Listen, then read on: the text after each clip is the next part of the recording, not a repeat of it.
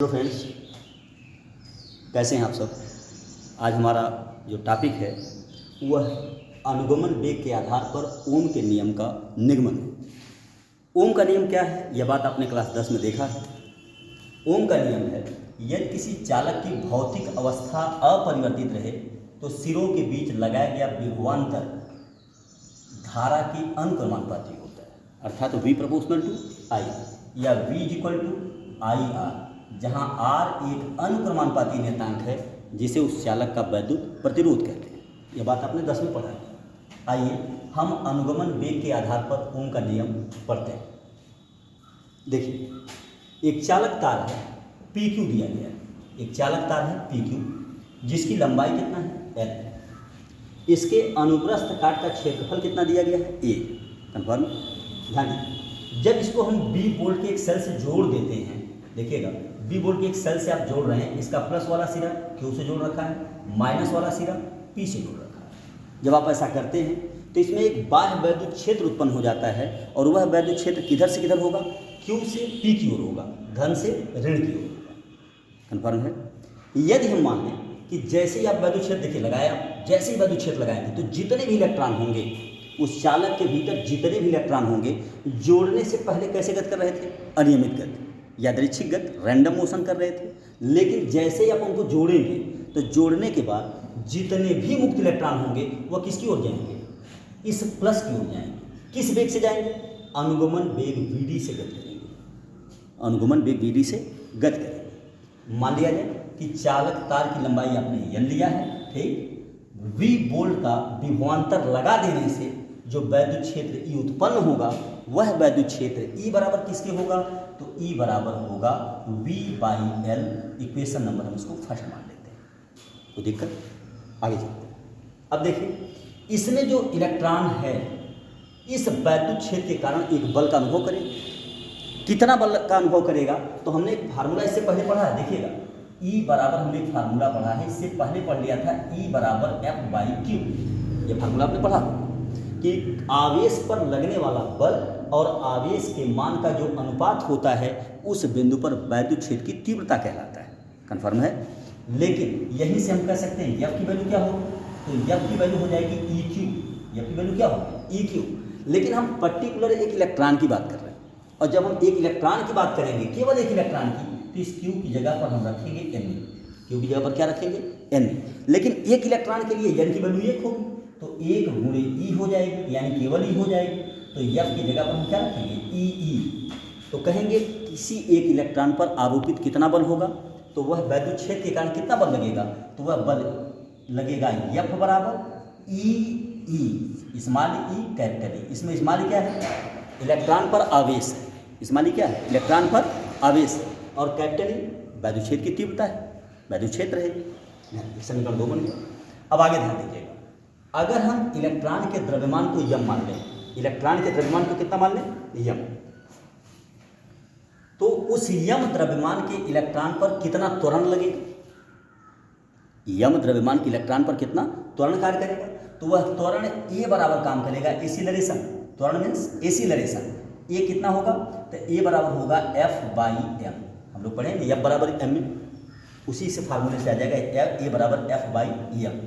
अब F की value कितना होती है, F की वैल्यू देखिए ऊपर लिखा गया है EE और m नीचे है। इसको हम इक्वेशन नंबर 3 बना सकते हैं, कोई दिक्कत। आगे देखते हैं। हम जानते हैं कि जो चालक होता है, ध्यान दीजिएगा, जो चालक होता है, इसके पहले हमने पढ़ा है इसको, जो चालक होता है, इस चालक में जब हम किसी बाह्य स्रोत से इसको नहीं जोड़ते हैं तो जितने भी मुक्त इलेक्ट्रॉन होते हैं वह जिगजैग गति करते हैं, ऐसे जिगजैग गति करते हैं, और किस मतलब अनियमित गति करेंगे, रैंडम मोशन करेंगे। और इस मोशन में यदि उनका हम वेग लेते हैं तो वह वेग पहले वाला U1 है, दूसरे के लिए U2 है, तीसरे के लिए U3 है। इस तरीके से वो अनियमित गति करते हैं, तो उनके वेग कितने होंगे, U1, U2, U3। अगर N इलेक्ट्रॉन लेते हैं तो लास्ट वाले का वेग कितना होगा, U1 होगा।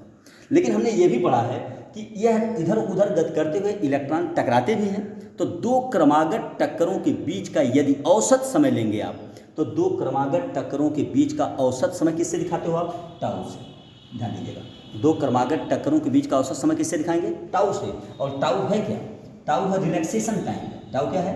रिलैक्सेशन टाइम या श्रांति काल। टाउ क्या है? श्रांति काल, श्रांति काल है। तो दो क्रमागत टक्करों के बीच का औसत समय जो लिया जाता है वह किससे लिखा जाता है? श्रांति काल।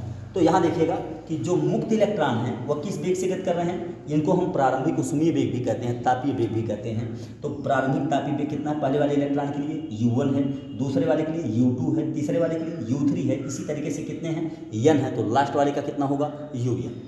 फिर कहेंगे दो क्रमागत टक्करों के बीच का जो औसत समय होता है टाउ होता है। तो टाउ समय के बाद जब इस पर एसिलरेशन वर्क करेगा, त्वरण काम करेगा, तो जाहिर सी बात है उनका वेग बढ़ जाएगा, उनका वेग बढ़ेगा, एक निश्चित दिशा में उनका वेग बढ़ेगा। तो एक निश्चित दिशा में जो वेग बढ़ेगा तो पहले वाले का वेग बढ़ के कितना हो जाएगा? V1, दूसरे वाले का कितना हो जाएगा? V2, तीसरे वाले का V3। इसी तरीके से कितने हैं? N है। तो लास्ट वाले का कितना होगा? Vn हो जाएगा। ठीक है ना? ठीक। अब हम इन्हीं जो वेग टाउ समय के बाद जो ये वेग पाए हैं आप, इन्हीं का यदि औसत निकाल लें तो वही औसत वेग कहलाएगा अनुगमन वेग। टाउ समय के बाद जो उनके एसिलरेशन के कारण वेग बढ़ा है और वह वेग बढ़ के कितना हो गया? V1, V2, V3, Vn हो गया। इन्हीं सभी वेगों का यदि हम औसत निकाल लें तो वह औसत वेग कहलाता है किसके? अनुगमन वेग के, ड्रिफ्ट वेलोसिटी के। उस ड्रिफ्ट वेलोसिटी को आप किससे दिखाते हो? Vd से दिखाते हो। ठीक है, आइए हम Vd का मान अब निकालें। कैसे निकालेंगे देखिए। तो आप पढ़े हैं गति के समीकरण। उस गति के समीकरण में आपने देखा होगा कि न्यूटन का गति विषयक जो नियम है V बराबर U प्लस AT, ये वाला आपने पढ़े हैं नियम आप। इसी नियम के आधार पर पहले वाले इलेक्ट्रॉन की आप बात करोगे तो V1 बराबर हम क्या लिख सकते हैं बताओ? U1 प्लस A टाउ, पहले वाले के लिए, जहाँ टाउ क्या है? औसत समय, इसी को हम श्रांति काल बोलते हैं। ठीक। A क्या है? त्वरण है। U1 क्या है? प्रारंभिक तापीय वेग। इसी तरीके से अगर हम दूसरे इलेक्ट्रॉन की बात करें तो V2 बराबर U2 प्लस A टाउ होगा। तीसरे के लिए V3 बराबर U3 प्लस A टाउ होगा। इसी तरीके से कितने इलेक्ट्रॉन कुल? N। तो जब हम लास्ट वाले की बात करेंगे तो Vn बराबर होगा UN प्लस A टाउ। अब क्या होगा? इन सभी का औसत ले लेंगे, इन सभी का औसत, और वह औसत किसके बराबर होता है? अनुगमन वेग Vd के, अनुगमन वेग Vd के, है ना? सभी मुक्त इलेक्ट्रॉनों का, सभी मुक्त इलेक्ट्रॉनों का, सभी मुक्त इलेक्ट्रॉनों का, सभी मुक्त इलेक्ट्रॉनों का औसत वेग, सभी मुक्त इलेक्ट्रॉनों का औसत वेग, जो औसत वेग होता है वही अनुगमन वेग, इसी को आप Vd बोलते हो ना, ड्रिफ्ट वेलोसिटी बोलते हो, अनुगमन वेग कहलाता है, कहलाता है, अनुगमन वेग कहलाता है। अतः अनुगमन वेग Vd बराबर किसके होगा? तो इन सब का औसत हो जाएगा, इन सब का एवरेज ले लीजिए आप, एवरेज लीजिए तो V1 plus V2 plus V3 dot dot dot Vn, और कुल के डिवाइड बाई कितना हो जाएगा? n, ऐसे बन जाएगा। ठीक। अब आगे चलते हैं। लेकिन V1 की वैल्यू आपने निकाल रखी है, कितना निकाल रखी है? देखिए U1 प्लस A टाउ लिख दीजिए आप, U1 प्लस A टाउ। इसी तरीके से दूसरा V2 value U2 plus A tau, इसी तरीके से U3 प्लस A टाउ, ऐसे डॉट डॉट डॉट। चलिए आप ऐसे लास्ट वाला लिखेंगे आप तो UN प्लस A टाउ हो जाएगा, कोई दिक्कत नहीं, बटे कुल के n हो जाएगा। ठीक है। अब हम इसको थोड़ा सा अलग लिखेंगे। U वाले टर्म को एक साथ कर लो आप, तो U वाले को एक साथ करोगे तो हो जाएगा U1 plus U2 plus U3 plus dot dot dot UN और डिवाइड बाई n, एक साथ कर दो आप इतना, प्लस आगे देखो बच गया A tau plus A tau plus A tau plus dot dot dot n बार होगा। कितनी बार होगा? n। देखिए कैसे A टाउ यहाँ भी है ना, n बार है, और डिवाइड बाई किसके है? n। यहाँ तो कोई दिक्कत नहीं। आगे देखते हैं, आगे देखिए, ध्यान देंगे। तो Vd की वैल्यू यहाँ से देखिएगा, Vd की वैल्यू यहाँ देखिए U1 plus U2 plus U3 dot dot dot UN upon n। हमने शुरू में बताया था, वीडियो स्टार्टिंग हमने जो हाँ वैद्युत क्षेत्र वैद्युत धारा के बारे में जिस दिन पढ़ाया था, उस दिन बताया था कि U1 plus U2 plus U3 plus dot dot dot UN upon n, ये जो प्रारंभिक ऊष्मीय वेग होता है ना, इनका औसत मान जो होता है वह शून्य होता है। इनका औसत मान कितना होता है? 0। अर्थात हम कह सकते हैं ना कि U1 plus U2 plus U3 plus dot dot dot UN upon n is equal to किसके है? 0 के। जो प्रारंभिक ऊष्मीय वेग होता है उसका मान क्या होता है? प्रारंभिक ऊष्मीय या तापीय लिख सकते हो आप, प्रारंभिक तापीय वेग का औसत मान शून्य होता है, शून्य होता है। ये शून्य होता है तो यहाँ पर आप शून्य लिख दीजिए प्लस, फिर देखिए ए टाउ ए टाउ ए टाउ ए टाउ कितनी बार है? n बार। जैसे आप कोई गिनतियाँ लिखते हैं, देखिए समझिएगा पहले, 2 प्लस 2 प्लस 2 3 बार लिख दिया आपने, ये 3 बार लिख दिया तो इसको आप कैसे लिखोगे? 3 गुणे 2, इसका एक मान आएगा, ऐसे आता है। अगर ये 2 गुणे 2 धन 2 धन 2 धन, इसको अगर हम 4 बार लिख देता तो 4 गुणे 2, ठीक। इसी तरीके से 2 2 2 अगर हम n बार लिख देता तो n गुणे 2 होगा या नहीं होगा? बिल्कुल होगा। उसी तरीके से यहाँ देखिएगा, ए टाउ ए प्लस ए टाउ प्लस ए टाउ प्लस ए टाउ कितनी बार है? n टाइम है, n बार है, तो इसको हम लिख सकते हैं n गुणे ए टाउ और अपान नीचे कितना लिखा हुआ है? n, तो इसको लिख देंगे। अब n से n कैंसिल हो जाएगा, n से n कैंसिल हो जाएगा, तो Vd जो अनुगमन वेग आ गया वह किसके बराबर आ गया? ए टाउ के। कन्फर्म है इतना? अब ए की वैल्यू आपने ऊपर निकाल रखा है समीकरण 3 से, लिख देंगे आप कि समीकरण 3 से देखिएगा जो Vd है वह किसके बराबर हो जाएगा? ए का मतलब हो गया ई अपान m इंटू किसके हो गए? देखिए ई अपान m, ए की वैल्यू हो गई और इंटू किसके है? टाउ, ये Vd की वैल्यू आ गई। लेकिन आगे फिर से ध्यान दीजिएगा, इतना तो Vd आ गया। समीकरण 1 को देखिए जरा, समीकरण 1 को देखिए, कैपिटल ई जो वैद्युत क्षेत्र की तीव्रता है उसकी वैल्यू V/L के इक्वल है। किसके इक्वल है? V/L के। तो हम लिख सकते हैं समीकरण 1 से Vd इज इक्वल टू हो जाएगा, ई की जगह पर हम क्या लिखेंगे? V/L, तो V टाउ अपान ml, यहाँ ध्यान दीजिएगा, V टाउ बटे ml, देखिए V/L, जो V/L लिखे किसकी जगह पर? ई की जगह पर, यहाँ ई की जगह पर, बाकी ई टाउ बाई एम तो पहले से ही था उसमें, तो V टाउ बटे ml, यह किसकी वैल्यू आ गई? Vd की। यह बहुत फेमस एक रिलेशन है जो बहुत बार पूछा गया है। यह रिलेशन है अनुगमन वेग, अनुगमन लिफ्ट वेलोसिटी, अनुगमन वेग व विभवांतर पोटेंशियल डिफरेंस विभवांतर में संबंध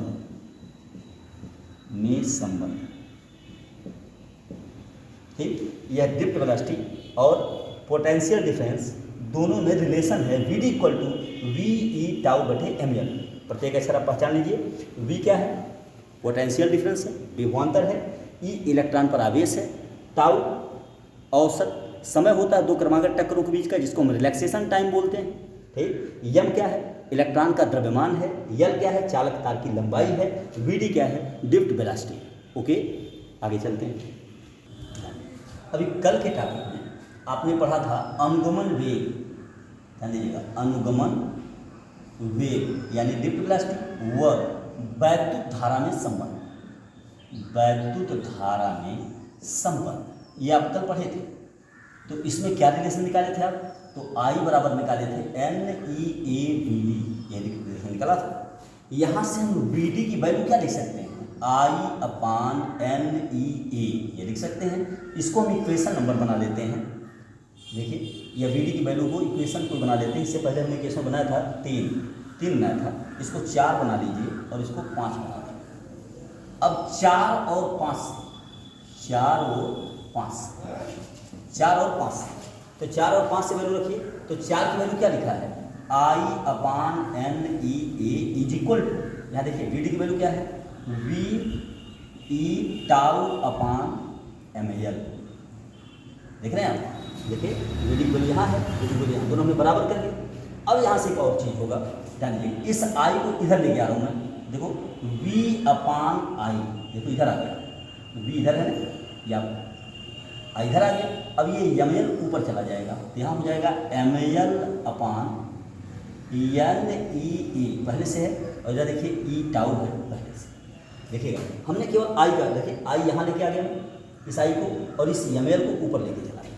तो केवल या हम ऐसे लिख सकते हैं v upon I equal to कितना होगा, यह ई टाउ का इसमें मल्टीप्लाई हो जाएगा, तो एम एल अपान एन ई ए ई टाउ ऐसे हो जाएगा। ठीक, और सॉल्व करिए इसको, और सॉल्व करिए इसको, तो v upon I equal to हो जाएगा M L upon N E square A tau, E का ई में मल्टीप्लाई हो गया।